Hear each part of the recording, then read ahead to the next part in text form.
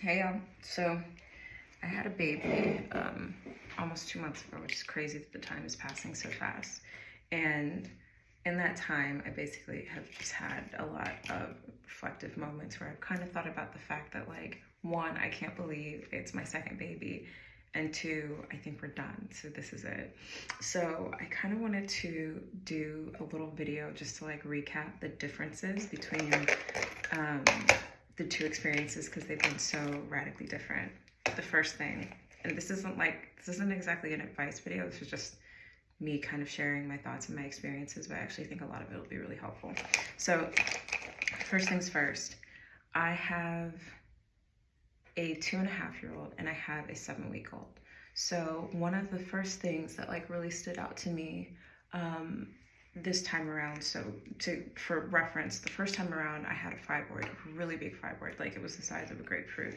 So even after I had our oldest, my stomach was still like kind of big just because the fibroid was so big that like it made my stomach protrude.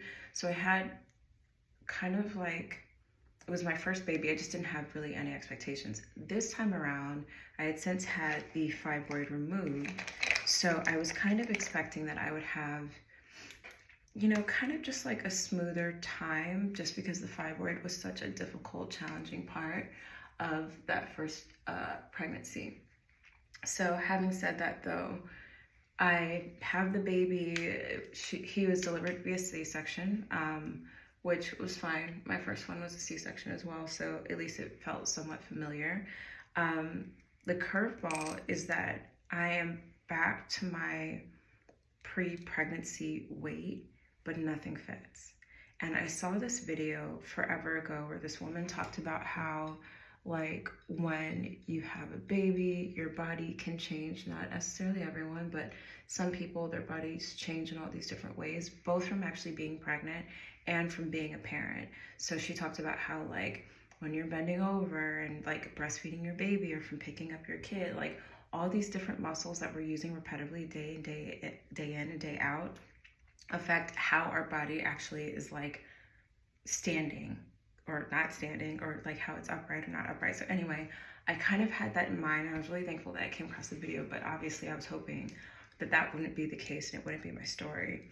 So having said that though, I am essentially still in my postpartum uniform, which to be honest with you, I was really hoping that I could kind of just like jump back into all my old clothes, but I'm still freaking wearing like sweatpants and sweatshirts all the time just because I feel like my body is so wonky and out of whack.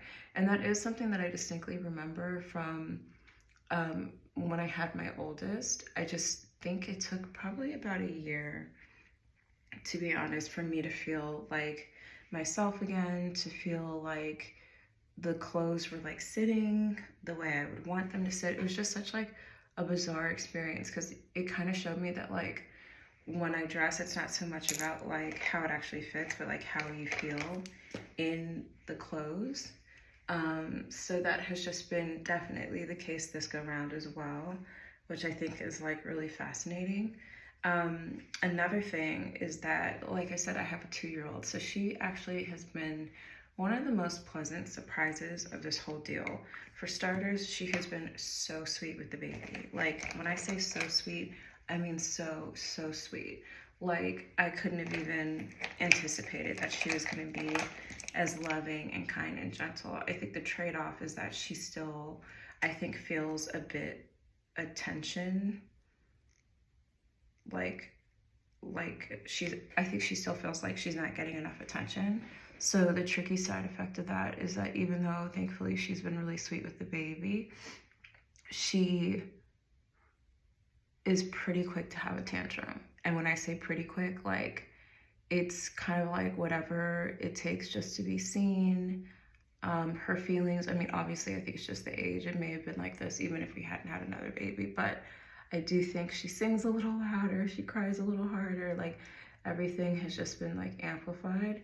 I also think something that's crazy is that before she's turned 2, I distinctly remember saying like, oh my gosh, like she already started her tantrums, she's already doing this, she's already doing that.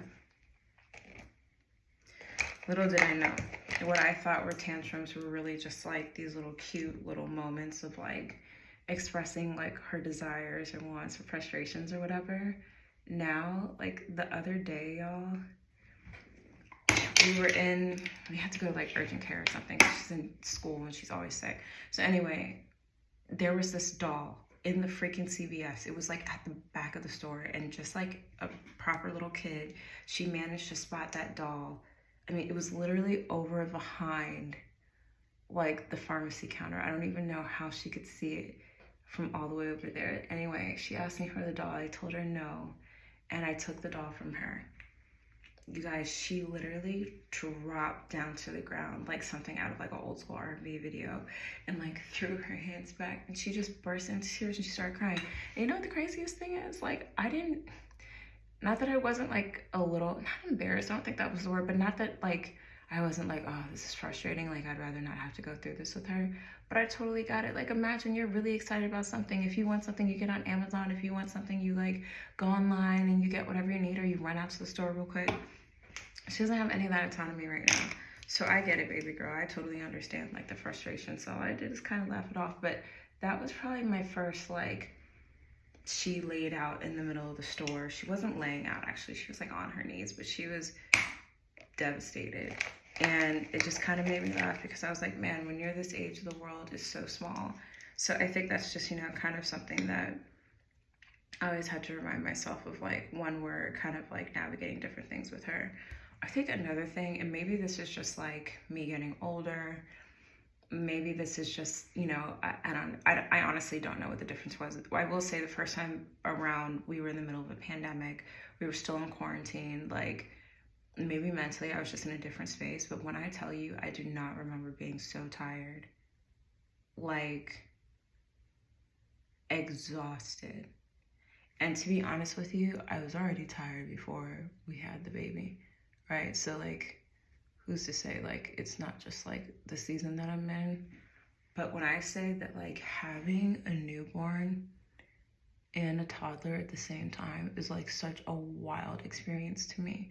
Like, I don't know if like the age makes a difference. I don't know if they're younger, if it's, I can't imagine that it would be easier if she was younger actually, but like, I don't know if it's like a little bit better if your kids are older, because they can like help more, and honestly like not even help, but like just do more things for themselves. But like, oh my God, like it just always feels like we're always running behind schedule. Like at any point in time, we're already behind.